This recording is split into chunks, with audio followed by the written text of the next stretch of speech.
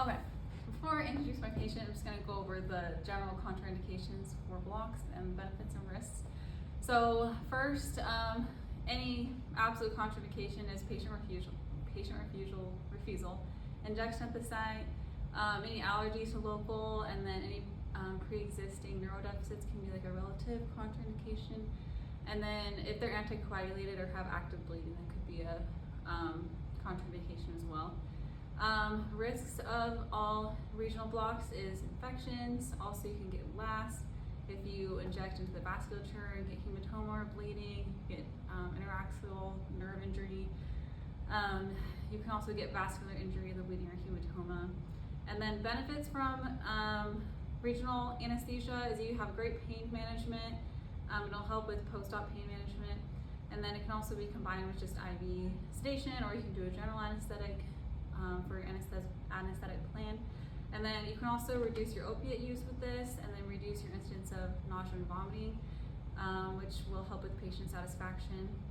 And then also a shorter recovery time. And then using the ultrasound is really great because you can see your anatomy under the skin in real time and see the spread of your local anesthetic, use less local, faster onset time, better quality of block. Okay, so I'm going to introduce my patient. So here I have the lovely Michael J. He's a 50-year-old male. He's getting a rotator cuff repair today. He's 188 centimeters and 95 kilos. BMI is 27, no allergies. History includes seasonal allergies and a rhinoplasty. I have reviewed the patient's chart and labs. He's going to be hooked up to monitors, EKG, blood pressure cuff, and pulse ox. And then he's going to get 2 milligrams of Versed for sedation. So I'm going to go interview my patient, ask him about his anesthesia history, any malignant hyperthermia, family risk of, or if he's had issues with surgery, anesthesia in the past. Ask if they've had a recent cough or cold, upper respiratory tract infection.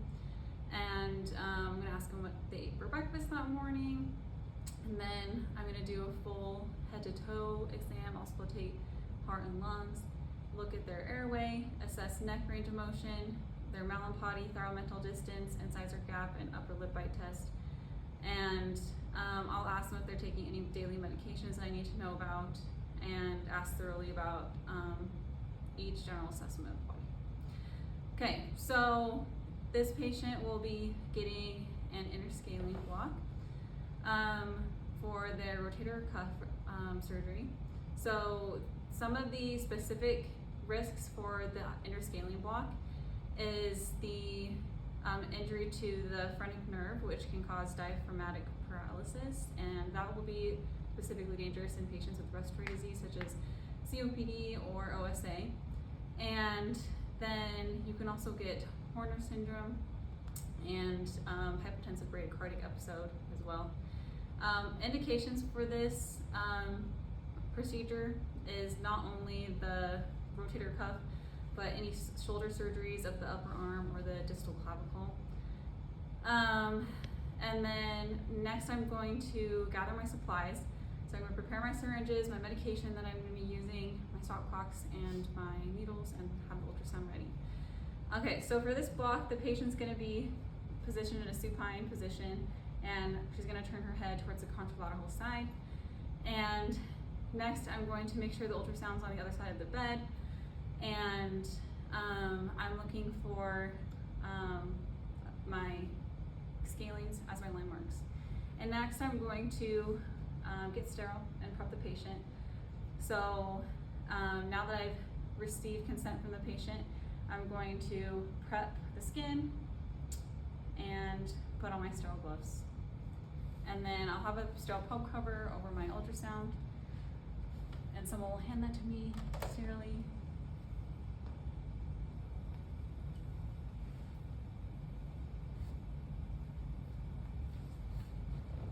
Okay, before we get started, we're going to do a timeout. This is Michael J. He's getting a rotator cuff repair. We're doing an interscalene block for him with no contraindications, no allergies. Okay.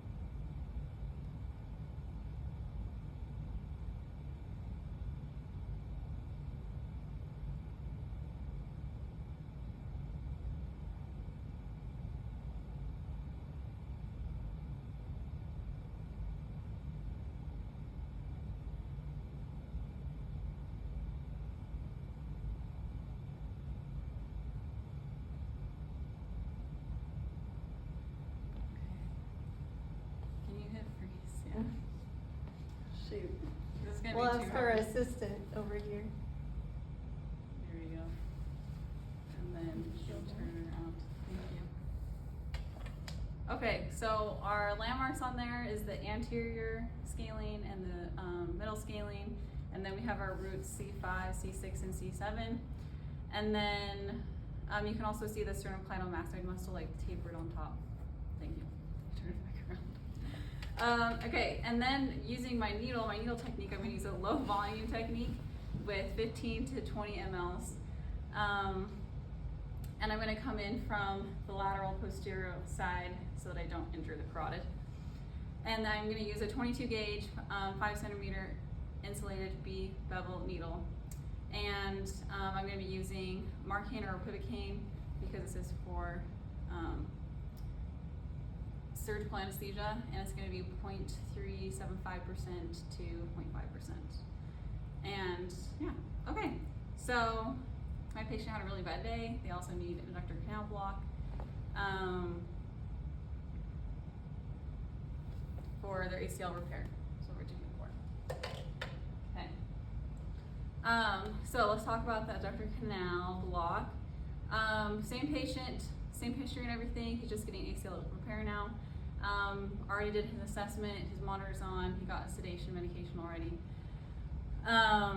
Okay, so potential risks that are specific for the adductor canal one is the quad weakness if you get too far up on your block. And then benefits again are just pain control, improved pain control. You can also use this block for like a total knee, ACL, MCL, patella, vein or stripping or harvesting, and any knee surgery that involves the anterior aspect of the knee. Alternatives to this and any other is you can try a different kind of block, or you can do general anesthesia. Okay, after I gained consent, I already gathered my supplies, like I mentioned earlier. Again, the patient's going to be in supine for this position, and we can rotate the leg a little bit to help. So first I'm going to sterilely prep my patient, and then put on my sterile gloves. Someone will help me get a probe cover on here, gel it, and then hand me the ultrasound probe. And I'm going to start the medial thigh here. Sorry. How do you unfreeze? Freeze again. There we go.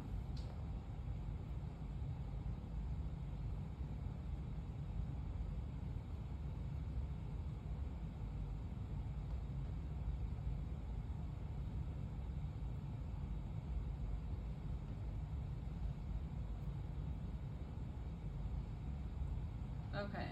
Oh gosh. Here we go. So, before I inject anything, we're going to do our timeout. Remember that this is Michael is getting his ACL repair. No contraindications for this procedure. And so our sono anatomy on here. There we go. So we have the sartorius muscle, which is the boat on top, and we have the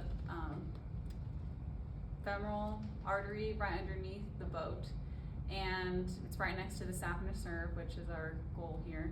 And then the vastus medialis is on the lateral side, just right underneath the saphenous nerve. I guess I don't really need that pictures me, but okay. So next, my technique is I'm going to be using for both of these blocks. I use the same linear high array transducer. And then I'm going to be using a 22 gauge, 9 centimeter insulated B bevel using the in-plane technique. And I'm going to use my needle by approaching from the lateral side where the saphenous nerve is. And before I inject, I'm going to aspirate